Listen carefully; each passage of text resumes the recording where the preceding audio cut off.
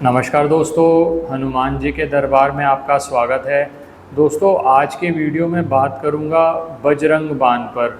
बजरंग बाण के बारे में लोगों में बहुत सारी भ्रांतियां हैं। किस समय करना चाहिए, क्या हमें करना भी चाहिए, क्या विधि है इसकी, क्या स्त्रियां बजरंग बाण का पाठ कर सकती हैं, आखिर बजरंग बाण को इतना ज़्यादा महत्व क्यों दिया जाता है कि कहा जाता है कि कोई भी असाध्य कार्य अगर होता है तो वो बजरंग बाण से सिद्ध हो जाता है, बजरंग बाण से संभव हो जाता है। हनुमान जी महाराज बहुत शीघ्र कृपा करते हैं अगर बजरंग बाण का पाठ किया जाता है। ये सब विषय पर मैं आज आपसे डिटेल में बात करूंगा। पहले एक समझ लीजिए कि बजरंग बाण का महात्म क्या है, बजरंग बाण क्यों इतना ज़्यादा महत्वपूर्ण माना जाता है। कहते हैं बजरंग बाण की रचना तुलसीदास जी ने की थी, जिस समय पर किसी तांत्रिक ने उन पर मारन मंत्र का प्रयोग किया था। उससे क्या हुआ था कि उनकी बॉडी के ऊपर बहुत सारे फोड़े फुंसी निकल आए थे, जो मृत्यु तुल्य कष्ट उनको हो रहा था।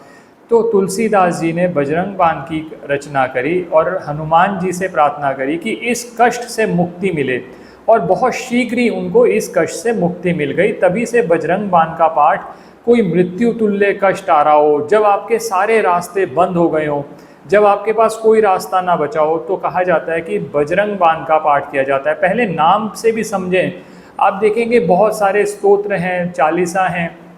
बजरंग बाण की महत्वता अलग ही है। बाण शब्द जो यूज़ होता है, जब भी आपने देखा होगा हम कहते हैं ना कि राम बाण उपाय है ये आपके लिए, कि ये तो संभव हो, मतलब ये कार्य तो होना ही होना है।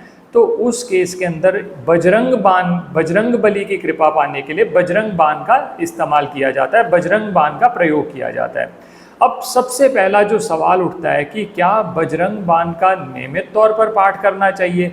ऐसा बिल्कुल नहीं करना चाहिए, क्योंकि बजरंग बाण का जो उपयोग होता है ये एक अमोघ अस्त्र है, ये ब्रह्मास्त्र की तरह है। ये ऐसा नहीं है कि आपको छोटी मोटी प्रॉब्लम आई, आपने बजरंग बाण का पाठ किया। क्यों, उसके पीछे लॉजिक क्या है। क्योंकि जब बजरंग बाण जब हम जाप करते हैं, उसकी कुछ चौपाइयाँ जो हैं वो इस तरह की है, जहाँ पर हम हनुमान जी को श्री राम और जानकी जी की कसम देते हैं कि आपको एक कसम है उनकी कि उनके नाम की मर्यादा रखते हुए आप ये कार्य हमें करें। तो ऐसे में अगर आप बजरंग बाण का हर समस्या के लिए, छोटी छोटी समस्या के लिए प्रयोग करेंगे, तो इससे ये माना जाता है कि हनुमान जी नाराज़ भी हो जाते हैं। क्योंकि बजरंग बाण का जब प्रयोग किया जाता है, ये एक अमोघ अस्त्र है, ये ब्रह्मास्त्र है, ये हनुमान जी को कंपेल कर देता है, उनको मजबूर कर देता है कि वो कार्य उन्हें करना ही करना है। तो इसीलिए बजरंग बाण का सबसे पहले तो दोस्तों उपाय को कोशिश करिए, आप हनुमान चालीसा जाप कर लें, सुंदरकांड का जाप कर लें, हनुमान बाहुक का पाठ कर लें। वो आपकी समस्याएं वहीं से, आपकी अर्जी वहीं से स्वीकार हो जाती है। हनुमान जी महाराज ऐसे देवता हैं जो जागृत हैं, जो आज भी विचरण कर रहे हैं। आप उन हनुमान चालीसा का जाप करेंगे, श्री राम के नाम का जाप करेंगे, उससे भी आपके कार्य सिद्ध हो जाते हैं।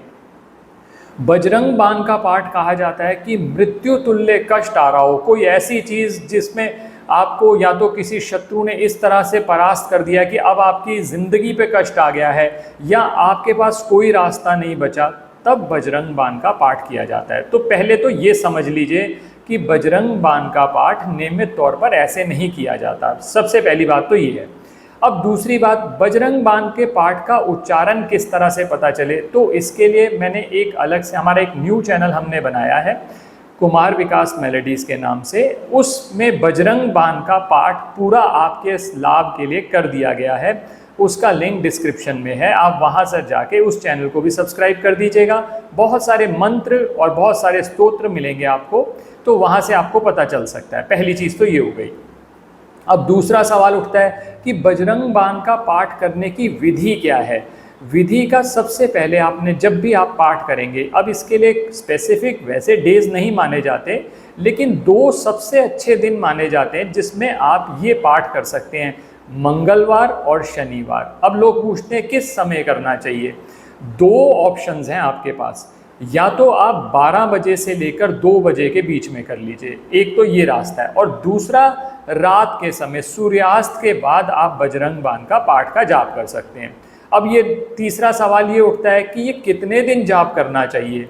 बजरंग बाण का पाठ आप 7 दिन कर सकते हैं, 11 दिन कर सकते हैं, या ये भी कहा जाता है अगर समस्या बहुत बड़ी हो तो 41 दिन किया जा सकता है। अब लगातार करना है ऐसा कुछ नहीं है कि आपको लगातार करना है। अगर लगातार कर सकते हैं, मान लीजिए आप 41 दिन लगातार कर सकते हैं, बहुत अच्छी बात है। नहीं तो आप ऐसा कर सकते हैं, मंगलवार को शेड्यूल बना लिया, मंगलवार शनिवार कर लिया, फिर इस तरह से कंटिन्यू कर लिया। अब करना किस तरह से, करने से पहले आपको हनुमान जी की फ़ोटो या आपके पास हनुमान जी का विग्रह हो वो रखिए, राम दरबार की फ़ोटो रखिए, सामने आप 2 दीपक जला सकते हैं, जिसमें से कोई आप एक दीपक ले लीजिए। तिल के तेल का दीपक जला सकते हैं या फिर आप घी का दीपक जला सकते हैं। अब कई बार ऐसा होता है कि शत्रु बहुत ज़्यादा परेशान कर रहे हैं कि जीना बिल्कुल, जैसे कहा जाता है कि आपका जीना मुहाल हो चुका है, मुश्किल हो चुका है, तो उस केस के अंदर इसमें सरसों के तिल का प्रयोग किया जाता है। साथ ही गुड़ चने का भोग लगाने के लिए प्रसाद रखेंगे। उसके साथ आप एक तांबे का लोटा ले लीजिए, उसके अंदर गंगा जल डाल के रख लीजिए।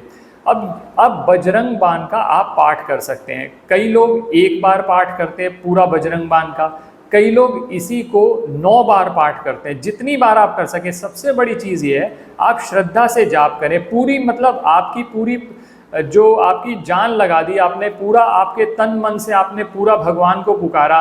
और सबसे बड़ी बात दोस्तों, बजरंग बाण का पाठ करने से पहले, शुरू करने से पहले हनुमान जी को हाथ जोड़कर प्रार्थना करिए कि मैं आपसे क्षमा मांगता हूँ कि मैं आपको ये शपथ दे रहा हूँ।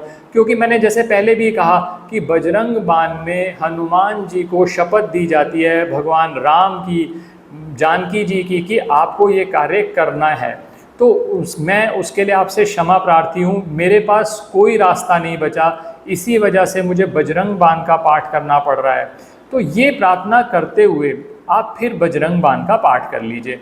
जब बजरंग बाण का पाठ आप कंप्लीट कर लें, आप मान लीजिए आप एक बार पूरा बजरंग बाण का पाठ करते हैं, तो जो आपने तांबे के लोटे में जल रखा था, एक तुलसी का पत्ता ले लीजिए। तांबे का लोटा इस तरह से लिया आपने, उसके अंदर वो तुलसी का पत्ता अच्छे से घुमा लिया। फिर इस जल को आप भी पिएं और अपने परिवार के लोगों को दें।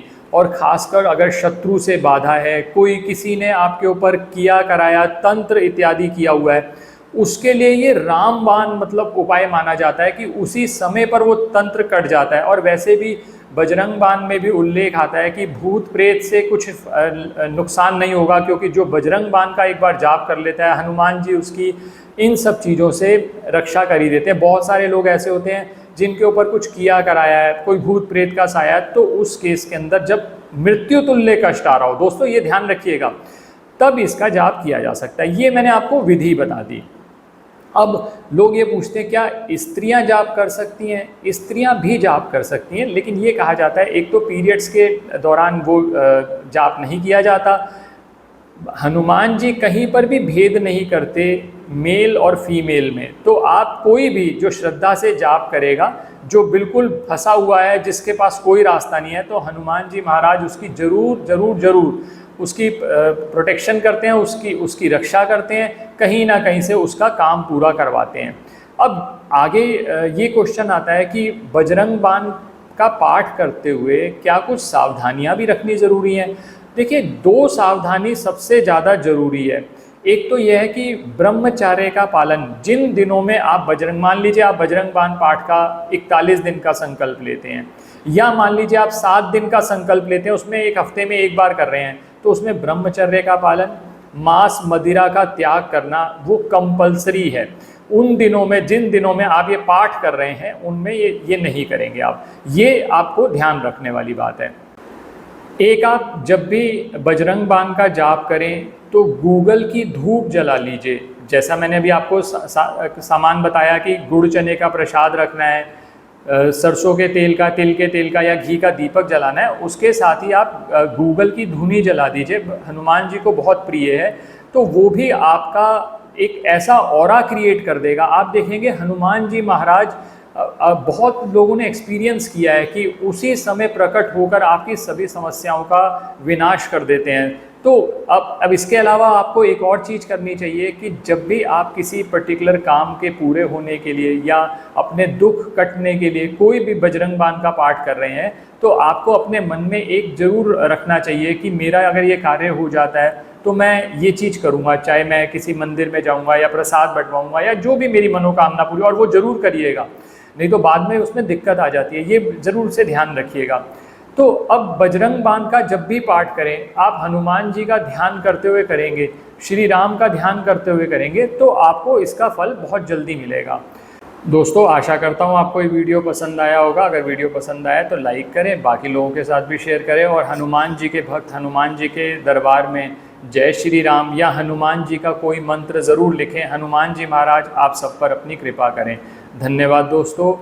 जय श्री राम।